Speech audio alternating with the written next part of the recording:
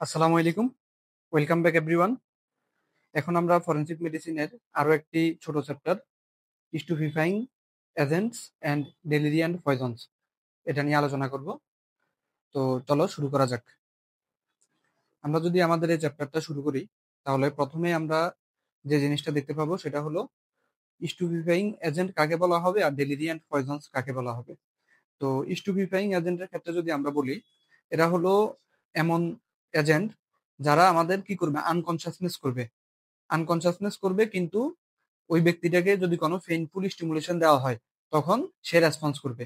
তাহলে degree of unconsciousness in which person will still response to painful stimulus. তার মানে এটা আমাদেরকে আনকনসাসনেস করবে, কিন্তু আমাদের যদি কোনো ব্যথা দেওয়া হয় সেক্ষেত্রে আমাদের আবার আমরা কি করব, রেসপন্স করব। এদেরকে বলা হয় স্টুপিফাইং এজেন্ট। আর এই যে বৈশিষ্ট্যটা, এটাকে বলা হয় স্টুপর। তাহলে স্টুপিফাইং এজেন্ট কি করে, দে প্রডিউস স্টুপর। আশা করি এই জিনিসটা আমরা বুঝতে পারছি। এখন নেক্সট যদি আমরা আসি ডেলিরিয়ান্ট পয়জনস। ডেলিরিয়ান্ট পয়জনস আমরা কাদেরকে বলবো? ডেলিরিয়ান্ট পয়জনস হলো ওই সকল প্রোডাক্ট যারা আমাদের ডেলিরিয়াম তৈরি করবে। এখন কথা হলো ডেলিরিয়াম কি, হোয়াট ইজ ডেলিরিয়াম? ডেলিরিয়াম হলো confusional state, acute confusional state. হঠাৎ করে কনফিউশনাল একটা স্টেট তৈরি হয়ে গেল আমাদের মাইন্ডের, এটাকে আমরা বলবো ডেলিরিয়াম। আর যেসব প্রোডাক্ট আমাদের ডেলিরিয়াম তৈরি করবে তাদেরকে আমরা বলি ডেলিরিয়াম পয়জনস। এখন আমরা নেক্সট যেটা জানবো সেটা হলো আমাদের স্টুপিফাইং এজেন্ট হিসেবে কাদের ব্যবহার করা হয়, ডেলিরিয়েন্ট হিসেবে কাদের ব্যবহার করা হয়। স্টুপিফাইং এজেন্ট হিসেবে দাতুরা, ক্যানাবিস ইন্ডিকা এই দুইটাকে ব্যবহার করা হয়। ডেলিরিয়েন্ট এজেন্ট হিসেবেও দাতুরা এবং ক্যানাবিস ইন্ডিকা এই দুইটাকে ব্যবহার করা হয়। আর এখান থেকে আমরা মনে রাখবো ক্লোরোফর্মটাকেও স্টুপিফাইং এজেন্ট হিসেবে ব্যবহার করা হয়। আর ডেলিরিয়েন্টের মধ্যে আছে আমাদের কোকেইন। তাহলে এই উদাহরণগুলো আমরা জেনে নিব, এগুলো আমাদের ভাইবা রিটেন দুই জায়গাতেই আসতে পারে। তাহলে আমরা এখান থেকে কি দেখলাম, আমরা এখানে ডেফিনেশন দেখলাম এবং আমরা এখান থেকে এক্সাম্পল দেখে নিলাম। তাহলে চলো আমরা নেক্সট কোশ্চেনে যাই। নেক্সট আমরা এখান থেকে এই যে আমাদের ধাতুরা আছে, ক্যানাবিস ইন্ডিকা আছে এবং ক্লোরোফর্ম আছে, এদেরকে কেন ব্যবহার করা হয় এই জিনিসটা সম্পর্কে আমরা জানবো। তো ধাতুরা থেকে আমাদেরকে যেটা জানতে হবে, এটা ক্রিমিনাল পারপোজে মেইনলি ব্যবহার করা হয়। যেমন আমরা মাঝে মাঝে শুনে থাকি যে বাসের মধ্যে একটা মানুষকে অজ্ঞান করে, অজ্ঞান ফাটে কি করছে, তার মোবাইল টাকা পয়সা সব নিয়ে গেছে। বা রেলওয়েতে কি করছে, একটা মানুষকে খাবারের সাথে কিছু মিক্স করে খাইয়ে তার টাকা পয়সা বা মালামাল যা ছিল সবকিছু লুট করে নিয়ে গেছে। এই যে মানুষকে অজ্ঞান করে ফেলা, অজ্ঞান ফাটির খপ্পরে পড়ে, এই অজ্ঞান করার জন্য মেনলি দাতুরাটা ইউজ করা হয়। এটা খাবারের সাথে অথবা পানের সাথে বা কোনো ড্রিঙ্কস এর সাথে মিক্স করে মানুষকে দেওয়া হয়, অফার করা হয় খাওয়ার জন্য। যদি তাদের সাথে একটা সম্পর্ক তৈরি হয়ে যায় রেল যাতায়াত পথে, তখন মানুষ সরল মনে বিশ্বাস করে ওদের থেকে এই জিনিসটা গ্রহণ করে। গ্রহণ করার পরে তারা অজ্ঞান হয়ে যায় এবং অজ্ঞান হওয়ার পরে তার যে মালামাল আছে, টাকা পয়সা, স্বর্ণ অলংকার, এগুলো লুট করে অজ্ঞান ফ্লাইটে নিয়ে যায়। সো এই কেসে আমরা দাতুরাটা ইউজ করে থাকি। তাহলে এটার পারপোজটা কি, ক্রিমিনাল পারপোজ। আর এটা কোথায় ব্যবহার করা হয়? হাইওয়ে রোবারি, এছাড়াও রেপ কেসের ক্ষেত্রে এবং কিডন্যাপিং এর ক্ষেত্রে মানুষকে খাবারের সাথে দাতুরা মিক্স করে তাকে অজ্ঞান করে তার যে মালামাল আছে এগুলা লুট করে ফেলা হয়। এছাড়াও রেপ করা হতে পারে অথবা কিডন্যাপ করা হতে পারে। নেক্সট আমরা ক্যানাবিস ইন্ডিকা নিয়ে যদি কথা বলি, ক্যানাবিস ইন্ডিকাটা আমাদের হ্যালুসিনেশন তৈরি করে, হ্যালুসিনেশন তৈরি করে। এবং এটা কাদের মধ্যে দেখা যায়, এটা আসলে ক্যানাবিস ইন্ডিকাটা মূলত কি, এটা যদি আমি একটু বলি, এটা হলো মেইনলি আমরা যে গাঁজা বলে থাকি, গাঁজা, এই গাঁজাটাই হলো মূলত, গাঁজাটা পাওয়া যায় ক্যানাবিস ইন্ডিকা থেকে।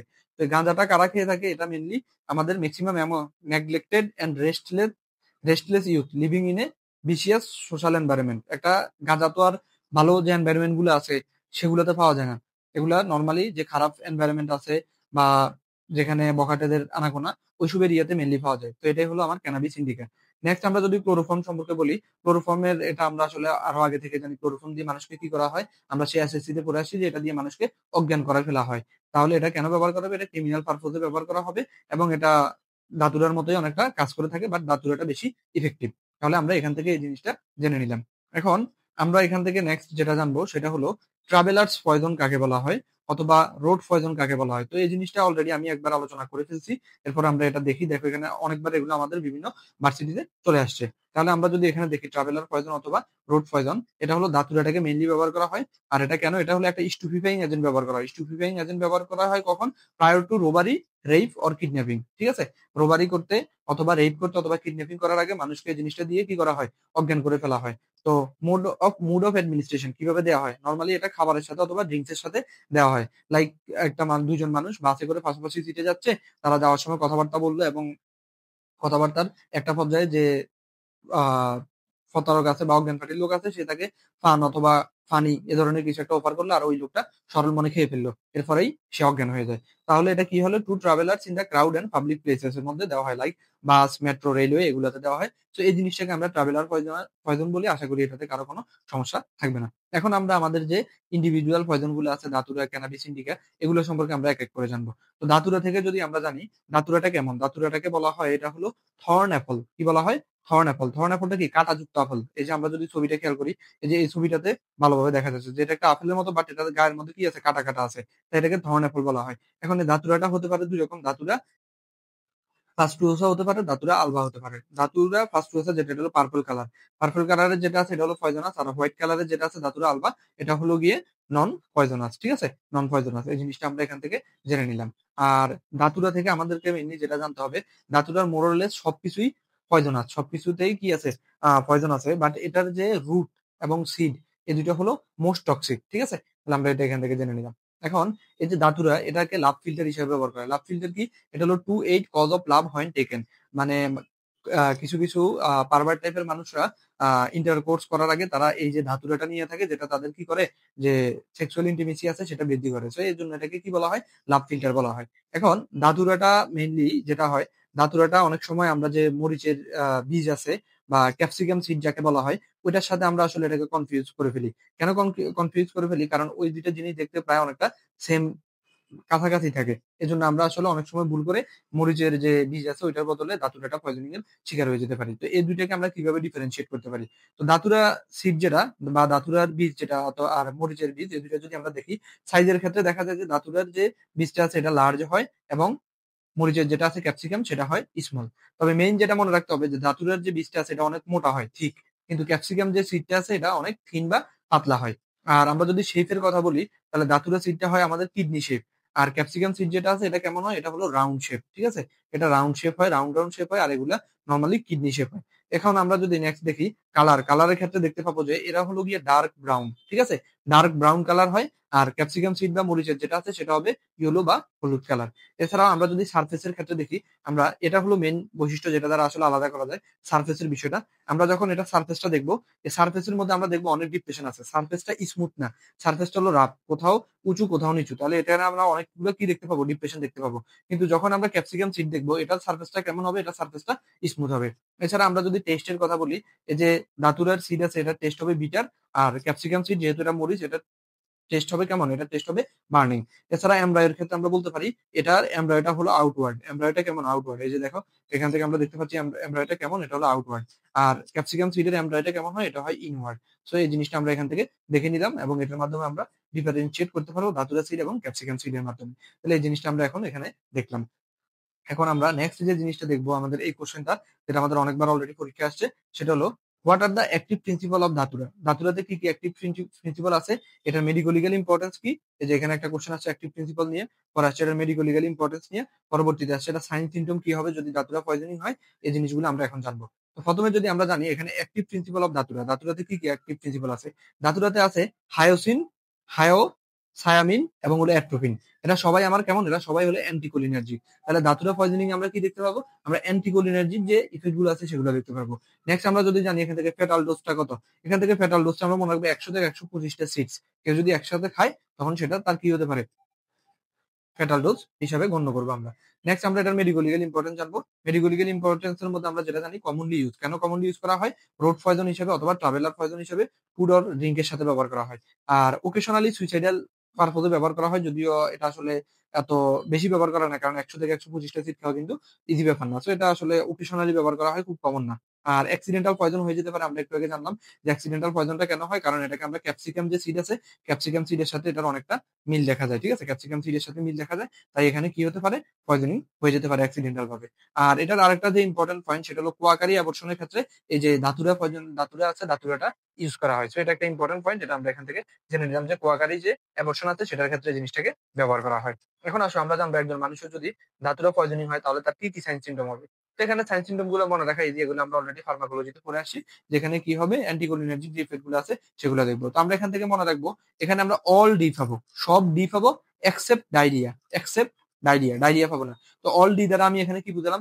এখানে আমরা ড্রাই স্কিন পাবো, আমরা ড্রাই মাউথ পাবো, আমরা এখানে ডিসআর্থিয়া পাবো, আমরা এখানে ডিসপেজিয়া পাবো, আমরা এখানে ডাইলেটেড পিউপিল পাবো, আমরা এখানে ডিসইউরিয়া পাবো, ডেলিরিয়াম পাবো, ড্রাঙ্কেন গেট পাবো এবং আলটিমেটলি ডেথ পাবো। তো সব হলো ডি এক্সেপ্ট ডায়রিয়া। ডায়রিয়াটা এখানে বলা যাবে না, কারণ এখানে কি হবে, এখানে কনস্টিপেশন হবে, নট ডায়রিয়া। ঠিক আছে, তাহলে এটা সাইন সিম্পটম গুলো আমরা মনে রাখবো, অল ডি এক্সেপ্ট ডায়রিয়া। তাহলে আমরা এই জিনিসটা দেখলাম। এখন আমরা নেক্সট জানবো, আমার কাছে দাতুরা পয়জনিং একটা পেশেন্ট আছে, আমি তাকে কিভাবে ট্রিটমেন্ট দিব বা আমি কিভাবে ম্যানেজমেন্ট করবো একটা দাতুরা পয়জনিং কেস। ম্যানেজমেন্টের ক্ষেত্রে আমি তাকে অ্যামেটিক্স দিব, অ্যামেটিক্স দিলে তার বমির মাধ্যমে জিনিসগুলো বের হয়ে যাবে। অথবা আমি তাকে স্টোমাক ওয়াশ করতে পারি, স্টোমাক ওয়াশ করলে কি হবে, গ্যাস্ট্রিক লাওয়াজের মাধ্যমে এই জিনিসগুলো বের করে আনবো। আর স্টোমাক ওয়াশের ক্ষেত্রে আমরা এখানে পটাশিয়াম পারম্যাঙ্গানেট ইউজ করি, অথবা আমরা এখানে ট্যানিক অ্যাসিডটা ব্যবহার করে থাকি। ওকে, তাহলে আমরা এই জিনিসটা দেখলাম। এছাড়া এখানে আমরা কি করবো, ফাইসোস্টেগমিন দিব। এই ফাইসোস্টেগমিনটা হলো আমার এখানে মেইন ট্রিটমেন্ট, কারণ ফাইসোস্টেগমিনটা কি করবে, এটা আমার যে অ্যান্টিকোলিনার্জিক ইফেক্ট গুলো আছে এগুলোকে রিভার্স করার চেষ্টা করবে। ওকে, তাহলে আমরা এখানে ফাইসোস্টেগমিনটা দিতে পারি। ফাইসোস্টেগমিন কতটুকু দিব, 0.5 মিলিগ্রাম আইভি অথবা ইন্ট্রামাসকুলার সিঙ্গেল ডোজের মাধ্যমে দিব। ওকে, এই জিনিসটা আমরা এখন জানলাম। আর ডেলিরিয়ামটাকে কন্ট্রোল করার জন্য আমরা কি করবো, যেহেতু ধাতুরা দিচ্ছি, তাহলে এখানে ডেলিরিয়াম হতে পারে, এটা কন্ট্রোল করার জন্য আমরা এখানে শর্ট অ্যাক্টিং বারবিচুরেট দিব। ওকে, শর্ট অ্যাক্টিং বারবিচুরেট দিব। আর এখানে ল্যাক্সেটিভ এজেন্ট দিতে পারি, যেখানে মিল্ক অফ ম্যাগনেসিয়াটা ব্যবহার করা হয় 3 to 4 days। ওকে, এই জিনিসটা আমরা এখান থেকে জেনে নিলাম। আর বাকিটা হলো সিমটোমেটিক ট্রিটমেন্ট, আমরা তার সিমটোমেটিক যে ট্রিটমেন্ট গুলো আছে সেগুলো চালিয়ে যাব। তাহলে আমরা এখান থেকে ট্রিটমেন্ট যেটা আছে ট্রিটমেন্টটা দেখে নিলাম। এখন আমরা যেটা জানবো যে পোস্টমর্টেম ফাইন্ডিং কি পাবো। পোস্টমর্টেম ফাইন্ডিং এর ক্ষেত্রে এখানে ডেটটা হবে মেনলি অ্যাসফিক্সিয়ার জন্য।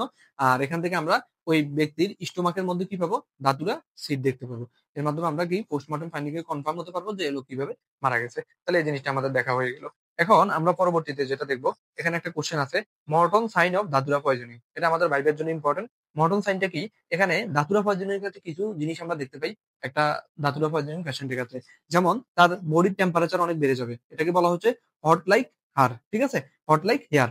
এরপরে তার কি হবে, ফ্লাশিং অফ ফেস, মুখটা অনেক লাল হয়ে যাবে, রেড লাইক বিট, এবং তার কনজাংটিভাটা সাফিউজড হয়ে যাবে, এটাকে বলা হয় ব্লাইন্ড লাইক ব্যাট। এরপরে তার কি হবে, ম্যাড লাইক হ্যান্ড হবে এবং ড্রাই লাইক বোন হবে। তো এই জিনিসগুলো আমরা এদের ক্ষেত্রে দেখতে পাবো। তাহলে এখানে কি কি আছে, এখানে আছে hot like hare, red like beet, blind like bat, mad like hand এবং ড্রাই লাইক বোন। এই 5টা ফিচার আমরা দেখতে পাবো, যাদেরকে একসাথে বলা হয় মর্টন সাইন্স অফ দাতুরা পয়জনিং। তাহলে মর্টন সাইন্স অফ দাতুরা পয়জনিং কয়টা, এটা 5টা সাইন্স আছে। ওকে, এই জিনিসটা আমরা এখানে দেখে নিলাম।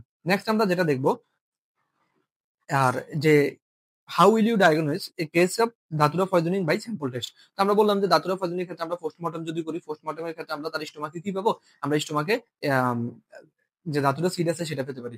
এখন এটা হলো গিয়ে আমার একটা কিসের ক্ষেত্রে, ডেড বডির ক্ষেত্রে আমরা করতে পারি। বাট একটা মানুষ পেশেন্ট বেঁচে আছে, সে যে দাতুরা পয়জনিং করছে, এটা আমি কিভাবে করবো। সেক্ষেত্রে আমি তার স্টোমাক ওয়াশ করলে যে স্টোমাক ওয়াশের কন্টেন্টটা পাবো, স্টোমাক কন্টেন্টটাকে আমি যদি কোনো একটা এনিমাল যেমন ক্যাট, র্যাবিট এদের চোখের উপর অ্যাপ্লাই করি, তখন দেখতে পাবো তাদের চোখে কি হয়ে গেছে, ডাইলেশন হয়ে গেছে।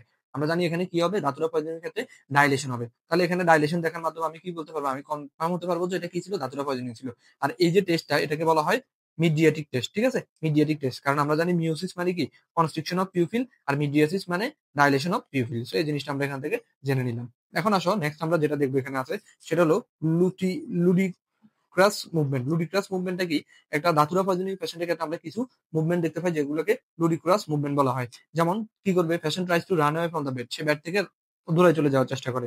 এছাড়া সে কি করে, ফিক্স আপ দ্য বেডশিট, বেডশিটটা উঠে ফেলে। আর এখান থেকে সবচেয়ে যেটা ইম্পর্টেন্ট দেখা যায় সেটা হলো, তা সে কি করবে, সে তার বডিতে কিছু নেই, কিন্তু সে দেখা গেল তার হাত থেকে ইমাজিনারি সুতা, সে মনে করবে তার বডির এখানে চুল পড়ে আছে, সুতা পড়ে আছে, সেই ইমাজিনারি এই সুতাগুলা চুলগুলা বডি থেকে উঠে থাকবে, যদিও তার বডিতে এমন কিছু নেই। তাহলে imaginary thread from the tip of the finger and thread imaginary needle, সে কি করবে, আর এই যে জিনিসটা এটাকে বলা হয় ক্যাপ্টোপ্লেজিয়া, সে কি করবে, তার শরীর থেকে সুতার মাধ্যমে কি করবে, সুইয়ের মাধ্যমে সুতাগুলোকে উঠাতে থাকবে, অথবা মনে করবে চুল পড়ে আছে এই জিনিসগুলো উঠাতে থাকবে, এটাকে বলা হয় ক্যাপ্টোপ্লেজিয়া। ওকে, এই জিনিসটা আমরা দেখে নিই। তাহলে আমাদের এখানে দাতুরা যে পয়জনিংটা ছিল সেটা পড়া শেষ। এখন আমরা ক্যানাবিস ইন্ডিকা যে পয়জনিং আছে সেটা পড়বো। তো ক্যানাবিস ইন্ডিকাটা কি, এটা মূলত আমরা গাঁজা বলে যেটাকে চিনে থাকি, সেটাই ক্যানাবিস ইন্ডিকা। তো ক্যানাবিস ইন্ডিকার অ্যাক্টিভ প্রিন্সিপাল, যেটা অ্যাক্টিভ প্রিন্সিপালটা নিয়ে যদি আমরা কথা বলি, এখানে মেইনলি টেট্রাহাইড্রো ক্যানাবিসটা থাকে। ঠিক আছে, টেট্রাহাইড্রো ক্যানাবিয়ল থাকে। ওকে, এই জিনিসটা আমরা দেখে নিলাম, এটার অ্যাক্টিভ প্রিন্সিপাল। এখন এখানে আমরা নেক্সট যেটা দেখবো সেটা হলো, এখানে কতটুকু পরিমাণ ক্যানাবিস ইন্ডিকা থাকলে আমি তাকে কি বলবো। দেখো এখানে কিছু জিনিস আছে, যেমন বাং, গাঁজা, তারপরে চরাস, এরপরে হ্যাশ ওয়েল বা সামথিং একটা হবে। তো এই জিনিসটা আমরা এগুলো যদি সোর্স নিয়ে কথা বলি, ভাঙের ক্ষেত্রে সোর্স হলো ড্রাই লিভস। দাতুরা আমি অলরেডি বলছি যে দাতুরার ক্ষেত্রে কি হয়, তার পুরো যে প্ল্যান্টটা আছে এটাই পুরোটাই টক্সিক। তো ভাঙের ক্ষেত্রে কি ব্যবহার করা হয়? ড্রাই লিভস ব্যবহার করা হয়। গাঁজার ক্ষেত্রে ব্যবহার করা হয় ড্রাই ফ্লাওয়ার, এটার ফুলটাকে ব্যবহার করা হয়। চড়াসের ক্ষেত্রে ব্যবহার করা হয় ড্রাই রেজিন। আর হ্যাশ অয়েল এটার ক্ষেত্রে ব্যবহার করা হবে নরমাল রেজিন। এখন কোনটাতে কতটুকু ভাঙে থাকবে?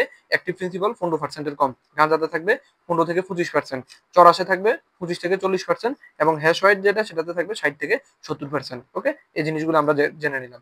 এখন এই যে এগুলার প্রিপারেশন, ভাঙটা কিভাবে প্রিপেয়ার করা হয়, ভাঙের আসলে কিভাবে খাওয়া হয়, এটা যে হিসেবে খাওয়া হয় এটাকে বলা হয় মাজুন, আর গাঁজাটা যে হিসেবে খাওয়া হয় এটাকে বলা হয় জয়েন্ট। তাহলে দেখো এখানে নিচে দেওয়া আছে রেপার অর জয়েন্ট।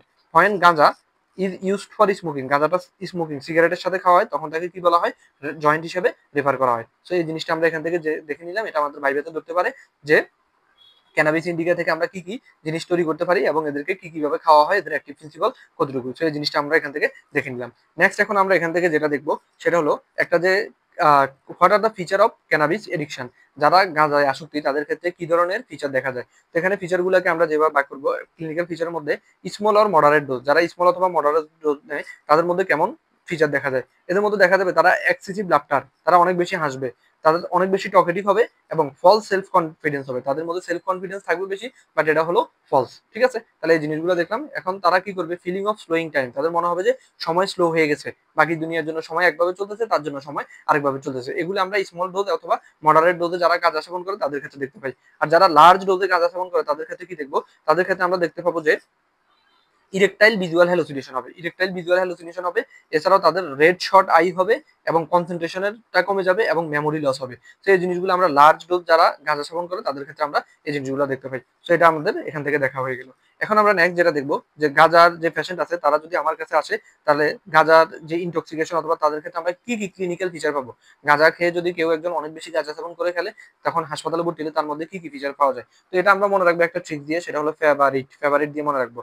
ফেভারিটের এফে কি? এটা হলো ফ্ল্যাশব্যাক ফেনোমেনন। ফ্ল্যাশব্যাক ফেনোমেনন কি? সে এখন গাঁজা নিচ্ছে না, কিন্তু তার বডিতে তার মাইন্ডের মধ্যে চলতে থাকবে সে গাঁজা নিচ্ছে এবং সেটার জন্য খুশি হয়ে যাবে। যে সে গাঁজা না নিলেও তার কাছে ফিল হবে যে সে গাঁজা নিচ্ছে, এবং সেম যে মজাটা বা এনজয়মেন্টটা সে গাঁজা নেওয়ার কারণে হয়তো সেটা সে এখন পাবে। এটাকে বলা হয় ফ্ল্যাশব্যাক ফেনোমেনন। এছাড়াও কি হতে পারে? তার মোটিভেশনাল সিমটম, সে সব মোটিভেশন হারিয়ে ফেলবে।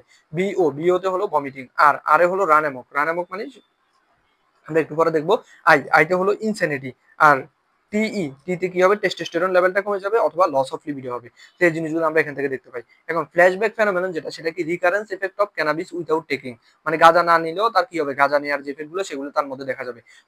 ভমিটিংটা কিভাবে কমে যাবে? রিলিভ বাই হট শাওয়ার, গরম পানিতে যদি সে গোসল করে তখন তার ভমিটিংটা কমে যাবে। এছাড়া রান অ্যামক হলো এপিসোড অফ হোমিসাইডাল ইম্পালস, কিছুক্ষণ পর পর তার মধ্যে একটা হোমিসাইডাল, কাউকে মারার একটা ইম্পালস দেখা যাবে, এটাকে বলা হয় রান অ্যামক। তো রান অ্যামকটা নিয়ে আমরা এখন ডিটেলসে পড়বো। এই যে রানিং অ্যামক অথবা রান অ্যামক, এটা কি? এটা হলো যারা অনেকদিন থেকে গাঁজা ইউজ করে, ক্রনিক ইউজার, তাদের মধ্যে দেখা যায়। এখানে কি হয়? মার্কড পিরিয়ড অফ ডিপ্রেশন, অনেক সময় সে কি থাকে? একটা লম্বা সময় ধরে ডিপ্রেশনে থাকবে। Followed by violent attempt to kill people, এর ফলে সে কি করবে? সে মানুষকে ভায়োলেন্টলি মারতে চাইবে। ঠিক আছে, তাহলে এই জিনিসটা আমরা এখান থেকে জেনে নিলাম। এখন কথা হলো এটার জন্য কি সে লায়াবল থাকবে? এখান থেকে আমরা জেনে নিব না, নট লায়াবল। এই ধরনের জন্য সে কোনো ভায়োলেন্ট যদি অ্যাটেম্প করে মানুষকে মেরে ফেলে, এটার জন্য সে লায়াবল থাকবে না, কারণ তার কি হবে? তার যে ডিসঅর্ডার অফ মাইন্ড, এটার কারণে রানা মুক্ত একটা ডিসঅর্ডার অফ মাইন্ড। তো এটা আমরা এখান থেকে জেনে নিলাম। এখন নেক্সট আমরা যেটা জানবো এটা হলো গাঁজা সাইকোসিস। গাঁজা সাইকোসিসটাতে ফেটাল ডোজ কতটুকু? 8 গ্রাম পার কেজি বডি ওয়েট, এটা হলো ফেটাল ডোজ। এখন আমরা আমাদের কিছু এক্সট্রা ইনফরমেশন জেনে দিব যে একটা মানুষ গাঁজা সেবন করছে, এখন আমার কাছে ক্লিনিকে আসলো, সে আসার পরে সে বলতেছে, সে অস্বীকার করছে যে সে গাঁজা সেবন করে না, অথবা বিভিন্ন যে পুলিশ সার্টিফিকেট এগুলো দেওয়ার জন্য যে টেস্টগুলো করা হয় সেখানে এগুলা দেখা হয় যে তাকে যে একটা ক্লিয়ারেন্স টেস্ট দিবে, ওই ক্ষেত্রে এই জিনিসগুলো বিবেচনা নেওয়া হয়। তো একটা মানুষ যদি সিঙ্গেল ডোজ একবার মাত্র গাঁজা খাইছে, গাঁজা খেলে তার ব্লাডের মধ্যে এই যে গাঁজাটা, এটা ডিটেক্ট করা যায় 3 ঘন্টা পর্যন্ত, আর ইউরিনের মধ্যে ডিটেক্ট করা যায় 3 দিন পর্যন্ত। আর রিপিটেডেড ইউজ, একটা লম্বা সময় ধরে সে বারবার একটা ক্রনিক গাঁজা সেবিকা, তার ক্ষেত্রে আমরা দেখতে পাবো তার ইউরিন টেস্টটা করলে এখানে 1 থেকে 2 মাস, সে যদি 1-2 মাস আগে গাঁজা খেয়ে থাকে ওটা তার ইউরিনের মাধ্যমে ডিটেক্ট হয়ে যাবে। তাহলে কিভাবে আমরা গাঁজা সেবীদেরকে ডিটেক্ট করতে পারবো এই সম্পর্কে আমরা এখান থেকে জেনে নিলাম। এখন চলো আমরা নেক্সট যেটা সম্পর্কে জানবো সেটা হলো এই যে গাঁজাটা আছে, এটা এখন মেডিকো লিগ্যাল ইম্পর্টেন্সটা কি? মেডিকো লিগ্যাল ইম্পর্টেন্সের মধ্যে ড্রাগ অফ এডিকশন, এটা ড্রাগ অফ এডিকশন হিসেবে ব্যবহার করা হয়। এছাড়া গাঁজা থেকে আমরা যেটা জানবো, গাঁজার কালচার করা অথবা তৈরি করা অথবা স্টোরেজ করা, এই সব কিছু হলো কি? পানিশেবল, এগুলা পানিশেবল একটা ক্রাইম। তারপরে গাঁজাটা হলো কি? এটা একটা স্টুপিফাইং আছে, যেটা আমরা অলরেডি জেনে আসছি। এখন গাঁজাটা শেষ, এখন নেক্সট আমরা যেটা দেখবো সেটা হলো কোকেইন পয়জনিং। কোকেইন পয়জনিং থেকে আমরা যেটা জানবো, কোকেইনটা কি হিসেবে পাওয়া যায়, এটা মেনলি যেসব নামে পাওয়া যায় তার মধ্যে রয়েছে কোক হিসেবে পাওয়া যায়, যাকে ক্র্যাক বলা হয়, স্নো বলা হয়, সি বলা হয়, হোয়াইট লেডি বলা হয়, এগুলো হলো এই যে কোকেন আছে, কোকেনের অপর নাম। তো কোকেনের যে ফিচার আছে, ফিচারগুলো কেমন, এখানে আমরা সিম্পেথো মাইমেটিক অ্যাকশনগুলো দেখতে পাবো, যেমন পিউপিল ডাইলেট হয়ে যাবে, তারপরে এক্সাইটেড, রেস্টলেস, ট্যাকিকার্ডিয়া, এই জিনিসগুলো আমরা এখান থেকে দেখে নিব, এগুলো এত কঠিন কিছু না। এখন স্পিড বলটা কি? স্পিড বল নামে এখানে একটা টার্ম আছে, সেটা হলো combination of cocaine and heroin. Cocaine এবং হিরোইনকে যদি একসাথে কম্বাইন করে ইনজেকশন নেওয়া হয়, তখন সেটাকে কি বলা হয়? স্পিড বল বলা হয়। সেই জিনিসটা আমরা এখান থেকে দেখে নিলাম। আর এখান থেকে আমরা নেক্সট যেটা জানবো সেটা হলো কোকেইন বাগ। কোকেইন বাগ এই জিনিসটা কি? এই জিনিসটা আমি একটু বলি। এটা হলো যারা অনেকদিন থেকে আসলে কোকেইন গ্রহণ করে বা কোকেইন ইনটেক করে, তাদের ক্ষেত্রে একটা পর্যায়ে গিয়ে তাদের মনে হয় যে তাদের স্কিনের নিচে, তাদের এমন একটা ফিলিং আসে যে তাদের স্কিনের নিচে পোকামাকড় হাঁটতেছে, স্কিনের ভিতরে যে চামড়া আছে চামড়ার ভিতরে পোকামাকড় হাঁটতেছে। এই জিনিসটাকে বলা হয় গিয়ে কোকেইন বাগ। তাহলে এটা কি? Tactile hallucination of বাগস, tactile hallucination of বাগস crawling under the skin, স্কিনের নিচে এগুলো হাঁটতেছে ইন কোকেন এডিক্ট। কোকেন এডিক্টের ক্ষেত্রে এই জিনিসটা দেখা যায়। এখন আসো আমরা নেক্সট আরো একটা টার্ম জানবো, সেটা হলো বডি ফেকার সিনড্রোম। বডি ফেকার সিনড্রোমটা কি? এটা হলো স্মাগলিং করার জন্য অনেকে কি করে, এই যে কোকেনটা আছে, কোকেনটা একটা পলিথিনের মধ্যে করে সেটা সেই জিনিসটা খেয়ে ফেলে, এবং পরবর্তীতে তার যে স্টুল আছে স্টুলের সাথে জিনিসটা বের হয়ে গেলে পরবর্তীতে ওইটা নেওয়া যায়। এটা মেনলি স্মাগলিং এর জন্য করা হয়, এক দেশ থেকে অন্য দেশে এই জিনিসগুলা ট্রান্সফার করার জন্য, যেহেতু এগুলো অনেক দামি জিনিস। তো চলো এই জিনিসটাতে, তো বডি ফ্যাকার সিনড্রোমে কি হবে, সে যে এই যে জিনিসটা সে ইনজেকশন করলো, ইনজেকশন করার পরে এটা তার পাকস্থলীতে গিয়ে বা জিআই ট্র্যাক্টের কোথাও গিয়ে এই জিনিসটা ফেটে গেল। ফেটে গেলে কি হবে, তখন এই যে কোকেনের যে জিনিসগুলো আছে এগুলো কি হবে, তার বডিতে অ্যাবজর্ব হয়ে যাবে, সার্কুলেশনে চলে আসবে, তখন তার মধ্যে এই যে কোকেন পয়জন হঠাৎ করে অনেকগুলো সাইন সিনড্রোম দেখা যাবে। তো এগুলো কি হবে, রাপচার, জিনিসটা কি, rupture of smuggle pack of swallowed cocaine. আর এটাতে কি হবে, রিস্ক অফ ডেথের রিস্ক বেড়ে যাবে ডিউ টু এমআই অথবা স্ট্রোকের জন্য। আর এটার ট্রিটমেন্ট কি, আমার কাছে ধরনের পেশেন্ট আসলে আমি কি ট্রিটমেন্ট দিব, তাকে আমি অ্যামাইল নাইট্রেট দিব। এই জিনিসটা আমরা এখান থেকে জেনে নিলাম। নেক্সট এখান থেকে যেটা জানবো, clinical triad of cocaine, chronic cocaine abuse. অনেকদিন থেকে কোকেন করলে কি হবে, সেপ্টাল পারফোরেশন হয়ে যাবে। এই যে নাকের মাধ্যমে স্নোরিং, নিঃশ্বাসের মাধ্যমে নাকের মাধ্যমে কোকেনটা গ্রহণ করবে সে, নাক দিয়ে টেনে টেনে, তাহলে কি হবে, তার সেপ্টাল পারফোরেশন হয়ে যাবে।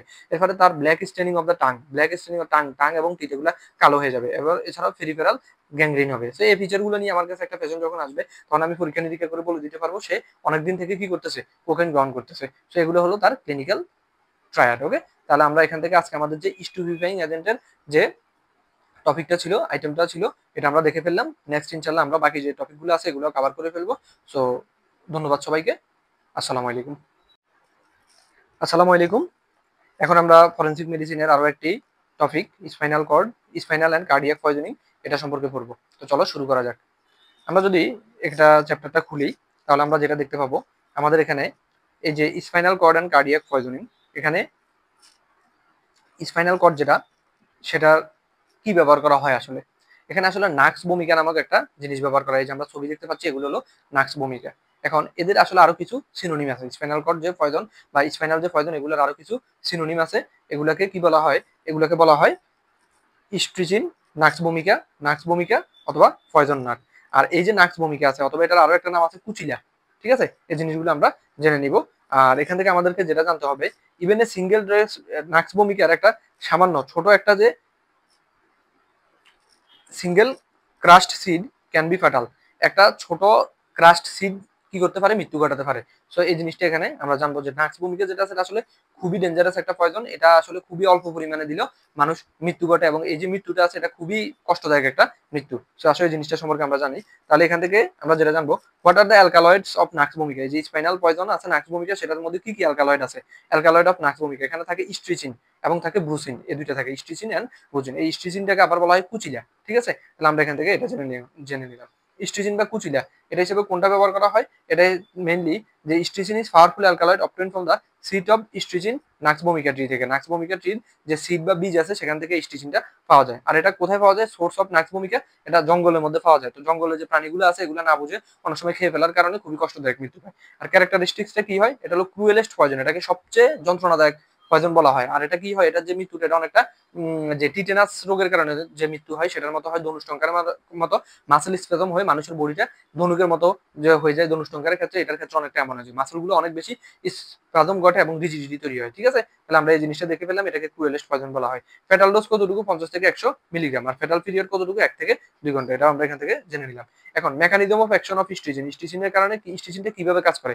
স্টিচিনটা মেইনলি আমার যে anterior horn cell of spinal cord আছে সেটার উপরে গিয়ে কাজ করে।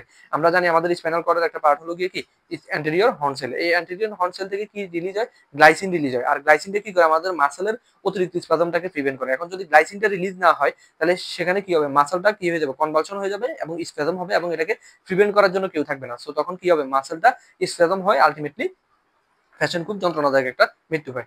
আর এখান থেকে আমরা যেটা জানবো, আমরা যদি কেউ যদি এই যে নাক্স ভূমিকা আছে সেটা খেয়ে ফেললে যতক্ষণ পর্যন্ত না এই নাক্স ভূমিকাটা ক্রাস্ট হবে ততক্ষণ পর্যন্ত এটা টক্সিক এফেক্ট দেখা যাবে না। তাহলে সোয়ালোর যদি আনক্রাস্ট থাকে তখন আমরা কোনো টক্সিক এফেক্ট দেখবো না। যখন এটা ভেঙে যাবে অথবা ক্রাস্ট হবে, ক্রাস্ট সিডস আর টেকেন, তখনই কারণের মধ্যে কি হবে? সাইন সিমটম গুলো আমরা দেখতে পাবো এবং আলটিমেটলি তার ডেথ ঘটবে। ওকে, এই জিনিসগুলো আমরা এখানে জানলাম। নেক্সট হলো ক্লিনিক্যাল ফিচার অফ নাক্স ভূমিকা পয়জনিং। নাক্স ভূমিকা পয়জনিং এর কি কি ক্লিনিক্যাল ফিচার আমরা দেখতে পাবো? এখানে আমরা দেখতে পাবো যে bitter test in the mouth, মুখে একটা বিটার টেস্ট মনে হবে। তারপরে ডিফিকাল্টি ইন সোয়ালোইং এর ডিফিকাল্টি হবে। তারপরে টুইচিং, মাসেলের টুইচিং হবে, কনভালশন হবে। তারপরে এখানে অফিস্টোনাস হবে, যেটা হলো contraction of the muscle at the ব্যাকের যে মাসেল গুলো আছে সেগুলো কন্ট্রাকশন করবে।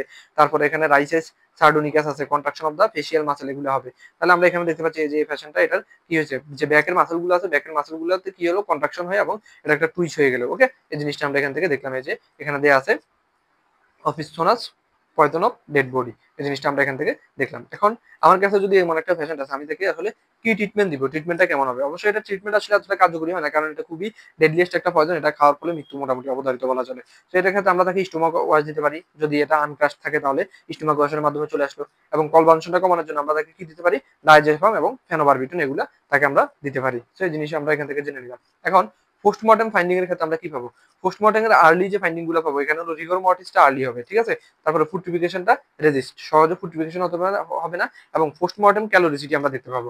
আর ইন্টারনাল ফাইন্ডিং এর ক্ষেত্রে আমরা যেগুলো দেখতে পাবো সেটা হলো এক্সট্রাভেস্টেড ব্লাড পাবো, তারপরে হ্যামোরেজ দেখবো এবং সিড দেখতে পাবো কোথায়? স্টোমাকে। এই জিনিসগুলো আমরা এখান থেকে দেখতে পাবো। এখন নেক্সট আমরা যেটা জানবো, ডিফারেন্স বিটুইন স্টিচিং পয়জনিং এবং টিটেনাস। আমি বললাম যে এটার যে মৃত্যুটা আছে এটা অনেকটা টিটেনাস বা ধনুষ্টঙ্কারের যে মৃত্যু আছে সেটার সাথে মিলে যায়। তো এখান থেকে যদি আমরা জানি, তো এক্ষেত্রে যেটা স্টিচিং পয়জনিং এর ক্ষেত্রে নো হিস্ট্রি অফ কোনো ইঞ্জুরি হিস্ট্রি থাকবে না, কারণ এটা মানুষ খাইছে, এখানে ইঞ্জুরি কোনো হিস্ট্রি থাকার কথা না। কিন্তু টিটেনাসের ক্ষেত্রে কি থাকবে? হিস্ট্রি অফ ইঞ্জুরি থাকবে। দেখা গেল সে কোনো জলীয় অথবা কোনো একটা মানে যেখানে টিটেনাসটা আছে ওই জায়গাতে তার কি হলো? কোনো একটা ইঞ্জুরির কারণে তার মধ্যে এই জিনিসটা আসলো। নেক্সট হলো এটার অনসেট। স্টিচিং পয়জনিং অনসেটটা আমরা দেখলাম যে 1 থেকে 2 ঘন্টার মধ্যে দেখা যায়, সেটা সাডেন। আর টিটেনাসটা গ্র্যাজুয়ালি আস্তে আস্তে দেখা যাবে। কনভালশন হলো all muscle of the body সব মাসলে কনভালশন হবে। আর এখানে all muscle not affected at a time, সবগুলা muscle at a time affected হবে না, অল্প কিছু মাসল হয়তো এফেক্টেড হবে। লোয়ার জ, আমরা টিটেনাস পয়জনিং এর ক্ষেত্রে যে মাসেলের যে টুইচিংটা আছে এটা নর্মালি কোথায় শুরু হয়? এটা আসলে ইউজুয়ালি লোয়ার জতে শুরু হয়। আর মাসকুলার কন্ডিশন থেকে আমরা যেটা জানবো, মাসকুলার কন্ডিশনের ক্ষেত্রে এখানে ফিটস মাসেলস আর কমপ্লিটলি রিল্যাক্স। এই যে দেখো এখানে আমরা এই যে এই স্টেজটা হলো ফিটস স্টেজ, যেখানে মাসেল টুইচিং হচ্ছে। মাঝখানেটা কি? এটা হলো গিয়ে রিল্যাক্স স্টেজ, এরপরটা আবার ফিটস, এরপর রিল্যাক্স। তো রিল্যাক্স স্টেজটা আস্তে আস্তে কমতে থাকে এবং একটা সময় কি হয়? এই যে ফিটস স্টেজ যেটা আছে সেটা, টুইচিং স্টেজ যেটা আছে এটা অনেক লম্বা হয়ে যায় এবং আলটিমেটলি ডেথ ঘটে, ঠিক আছে। আর তাহলে আমরা এই জিনিসটা দেখলাম। তারপরে ফেটাল পিরিয়ড, এটা হলো 1 থেকে 2 ঘন্টা, আর এটা হলো মোর দেন 24 আওয়ার। তো এই জিনিসটা আমরা এখান থেকে দেখে নিলাম যে আমাদের টিটেনাস পয়জনিং আছে এবং স্ট্রেচিং পয়জনিং আছে, এই দুটোর মধ্যে আমরা কিভাবে ডিফারেন্সিয়েট করতে পারি। তাহলে আমরা এখান থেকে আমাদের যে নাক্স ভূমিকা অথবা স্পাইনাল পয়জন আছে এটা পড়ে ফেললাম। এখন আমরা পরবর্তীতে যেটা জানবো সেটা হলো কার্ডিয়াক পয়জন। তো কার্ডিয়াক পয়জন নিয়ে যদি আমি বলি, কার্ডিয়াক পয়জন থেকে এটা মেইনলি যে টিচার পাওয়া যায় সেটা হলো কি ইয়েলো ওল্যান্ডার। এখন আমরা এখান থেকে জানবো কার্ডিয়াক পয়জন মূলত কারা। কার্ডিয়াক পয়জনটা আমরা মনে রাখতে পারি একটা ট্রিক দ্বারা, যেটা হলো কার্ডোনা। কার্ডোনাতে কিভাবে মনে রাখবো? কার্তে কার্ডিয়াক, ডিতে হলো ডিজিটালিস, ওতে হলো ওলেন্ডার, এনে হলো গিয়ে নিকোটিন, এতে হলো গিয়ে অ্যাকোনাইট, ঠিক আছে। অ্যাকোনাইটটা এর মধ্যে হলো মোস্ট টক্সিক কার্ডিয়াক পয়জন। এই জিনিসটা আমরা এখান থেকে জেনে নিলাম। এখন কার্ডিয়াক পয়জনের ফেটাল ডোজ কতটুকু? 50 থেকে 15 থেকে 20 গ্রাম। আর এদের যে ট্রিটমেন্ট, কার্ডিয়াক পয়জনিং এর একটা পেশেন্ট আসলে আমি তাকে কি দিব? আমি তাকে ডিজিবাইন দিব। ওকে, এখন আমরা নেক্সট যেটা জানবো ওলেন্ডার। ওলেন্ডারটা দুই রকম হতে পারে, পিঙ্ক হতে পারে, ইয়েলো হতে পারে। এখান থেকে ইয়েলো যেটা আছে, ইয়েলো ওলেন্ডারটা কি? ইয়েলো ওলেন্ডারটা হলো আমার কার্ডিয়াক পয়জনিং হিসেবে কাজ করে। আর যেটা পিঙ্ক আছে, পিঙ্কটা পয়জন না। ওকে, এই জিনিসটা আমরা এখান থেকে দেখে নিলাম। এখন এটা যদি মেডিকো লিগ্যাল ইম্পর্টেন্স আমরা বলি, মেডিকো লিগ্যাল ইম্পর্টেন্স থেকে আমরা জাস্ট মনে রাখবো এটা যে রুট আছে, রুটটা অ্যাবোডিফিকেন্ট এজেন্ট হিসেবে ব্যবহার করা হয়। এটাই হলো এটার একটা মেডিকো লিগ্যাল ইম্পর্টেন্ট। তাহলে এই হলো আমাদের এখানে কার্ডিয়াক পয়জন। কার্ডিয়াক পয়জন থেকে আসলে আমাদের কোশ্চেন আসে না। এখান থেকে আমাদের মেইনলি কোনটি নিচের কোনটি এমসিকিউ দিতে পারে, যে নিচের কোনটি কার্ডিয়াক পয়জন অথবা কার্ডিয়াক পয়জন নয়, এই জিনিসটা আমাদের এমসিকিউতে আসে। এই যে চ্যাপ্টারটা আছে এটাতে মেইনলি আমাদের যে নাক্স ভূমিকা আছে, নাক্স ভূমিকাটা ইম্পর্টেন্ট, এখান থেকে আমাদের কোশ্চেন আসতে পারে। সেটা খুবই ছোট একটা টপিক ছিল। সো আজকের ভিডিও পর্যন্তই। ধন্যবাদ সবাইকে। আসসালামু আলাইকুম।